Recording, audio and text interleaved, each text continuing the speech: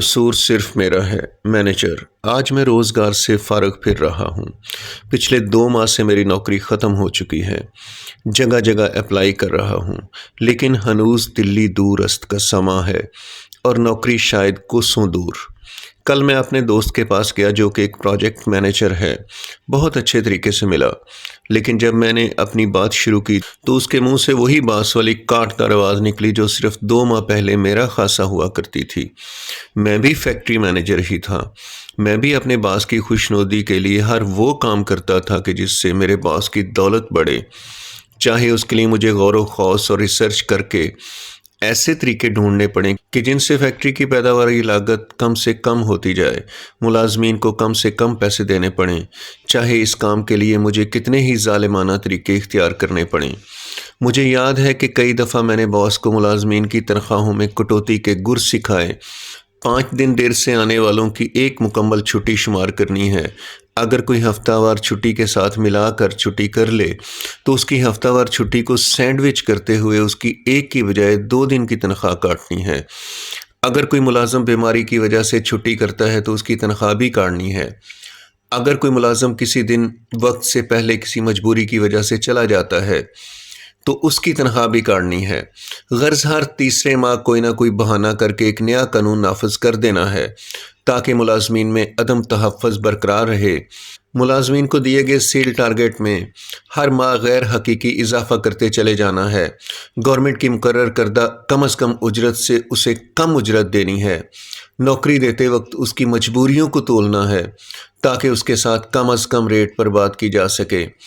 अगर कोई दोस्त या अजीज़ भी आ जाए तो उसके साथ भी यही सलूक करना है और किसी को भी टिक कर काम नहीं करने देना और इदारे के बाकी मुलाजमीन पर रोब रखने के लिए किसी एक मुलाजम को किसी भी छोटी मोटी गलती पर हर तीसरे माह नौकरी से निकाल देना है। इन सब कामों की वजह से मैंने बहुत से करीबी अजीज़ों को भी नाराज़ कर लिया था और अब मैं खुद भी इसी पोजीशन पर खड़ा था, क्योंकि बास को अब सब चलंतरों की समझ आ चुकी थी और अब मेरी बजाय एक ज़्यादा पढ़े लिखे बंदे को मुझसे कम तनख्वाह पर उसने मुलाजम रख लिया था, क्योंकि अब मेरी चालाकियों की वजह से मुलाजमीन मुझसे नफ़रत करने लगे थे और मेरे साथ काम करने के लिए तैयार ना थे। यही सोचता हुआ मैं एक दफ़्तर में दाखिल हुआ तो मुझे मैनेजर की सीट पर अपनी ही फैक्ट्री का मेरा ही तरबियत याफ्ता पुराना मुलाजिम बैठा नज़र आया। मेरी पूरी बात सुनकर वो बोला, मैं आपकी हालत देखते हुए आपको मुलाजिम रख तो लेता हूँ, लेकिन तनख्वाह पहले से कम होगी। इसमें से भी इस तरह की कटौतियाँ होंगी। मेरी नज़रों के सामने मेरे अपने ही किए हुए या सिखाए हुए चलंतर घूमने लगे। मैंने इसे कबूल किया और अगले दिन से ज्वाइन करने का कहकर दफ्तर से निकल आया। इस तमाम कोफ्त और तकलीफ़ का ज़िम्मेदार आखिर कौन है? बस थोड़ा सा ही सोचने पर मुझे इसका जवाब मिल गया। इसका ज़िम्मेदार मैं खुद हूँ। चंद माह कबल मैं एक मैनेजर था।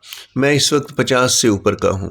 मैंने अपनी पूरी ज़िंदगी अपने बॉस की आमदनी बढ़ाने के लिए नित नए तरीके ढूंढने में गुजार दी, चाहे इसके लिए मुझे किसी भी मनफी हद तक जाना पड़े।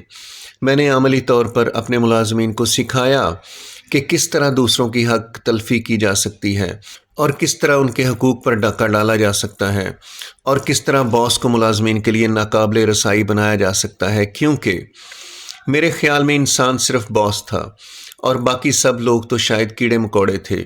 इसलिए मैंने अपना पूरा ध्यान इस बात पर रखा कि बॉस किसी तरह से खुश तर होता जाए। मैं अपने मातहत मुलाजमीन की भलाई के लिए बहुत कुछ कर सकता था, लेकिन मैंने मुजरमाना गफलत करते हुए उनके लिए कुछ भी ना किया। उनकी तनख्वाह में वक्त पर इजाफा नहीं करवाया, उनकी सोशल सिक्योरिटी की रुकनीत नहीं ली, उनका पेंशन कार्ड नहीं बनवाया, उनके मेडिकल के लिए कुछ नहीं किया। अब मैं किस मुंह से शिकायत करूं और क्या शिकायत करूं?